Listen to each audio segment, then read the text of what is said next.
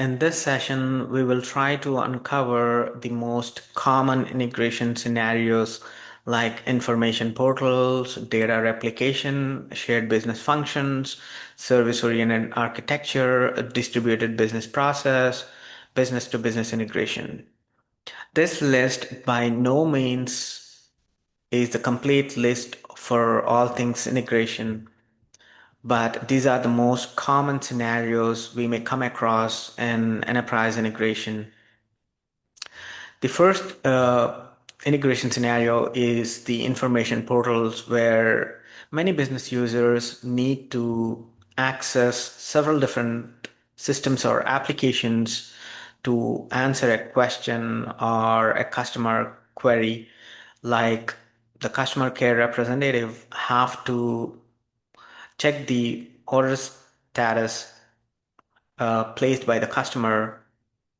For the customer care representative to check this order status, he may have to access different applications like order management system or uh, the web order application where it takes the online orders and some other miscellaneous applications like shipping management systems or uh, inventory management systems. For the user to avoid having access to all of these systems, we build an information portal and integrate all the backend systems with this integration information portal and provide the order status in a visually uh, designed application for customer care representative just to query the order status and get all the information that is needed. The second integration scenario is data replication.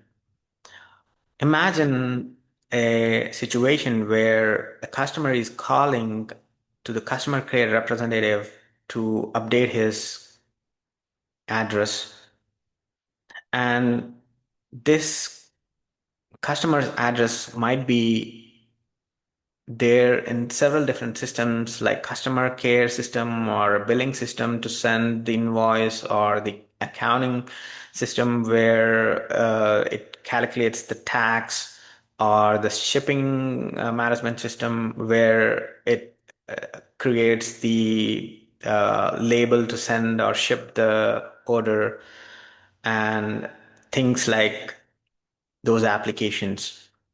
So the customer will call and tell the customer care representative to update the address. And the customer care representative will update the address in the customer care system. However, the other systems should also have the updated address.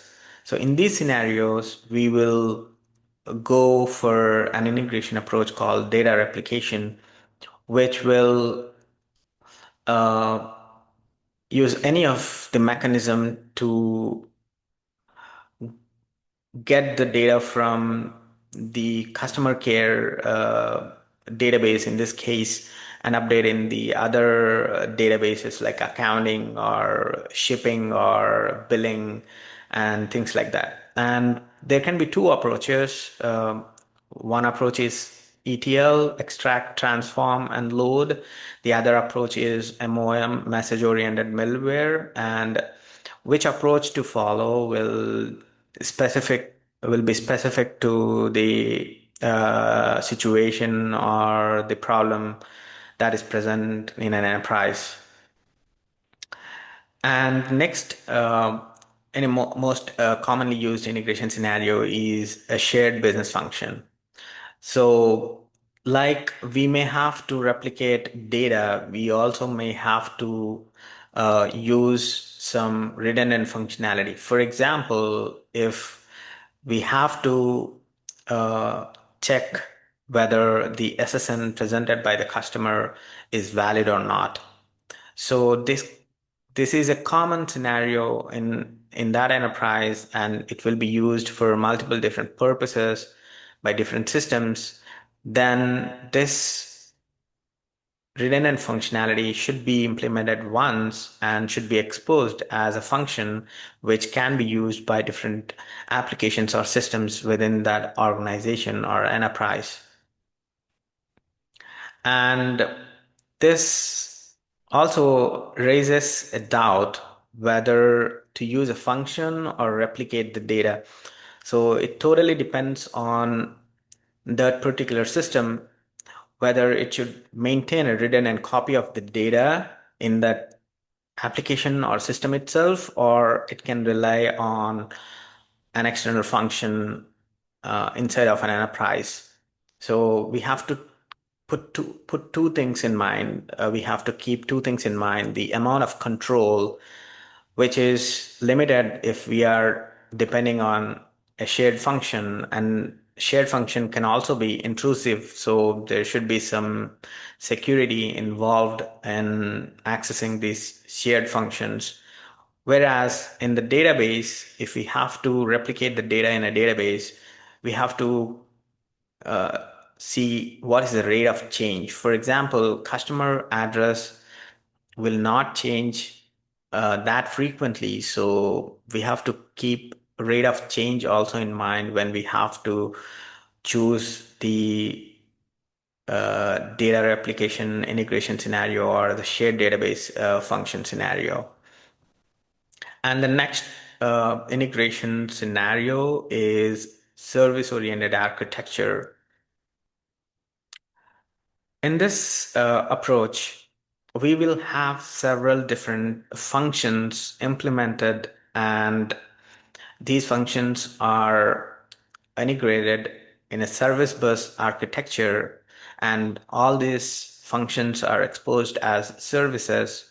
And the service bus will have the service directory, what all services are available in that service bus. And these services should also have the service contracts, and this service bus can be integrated with any application. Just in this case example, order management system, and the order management system can access any of the service available in this service bus uh, by making compliant calls to these uh, different services. The next approach is a distributed business process. Uh, Most of the business scenarios to fulfill a task, for example, placing an order is a task, which is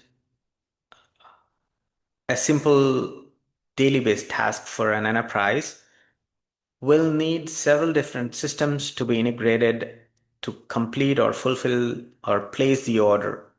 For that, instead of uh, exposing all the services available inside of an enterprise, we create a process management component which will take care of interacting with different types of functions available to complete the task of placing the order.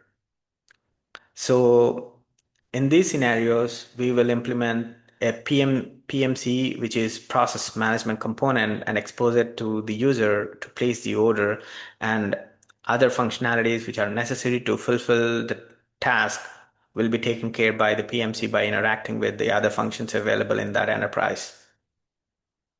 And the last integration scenario, but not the least, is business to business integration. So far, we have seen all the different integration scenarios which are mostly within an organization or within an enterprise, but we can use integration to integrate business to business applications as well.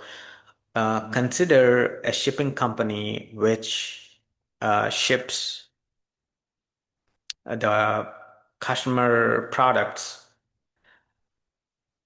will need to calculate the shipping cost, or will need to calculate the tax related or If it is overseas, then the customs related activities. So shipping company do not necessarily implement its own application or a system to calculate the cost of shipping or the tax or the overseas customs duty and things like that. There are several different trading partners which are readily providing these services to shipping companies. Then the shipping companies can be integrated with these trading partners, and this is one of another most common business to business integration scenarios.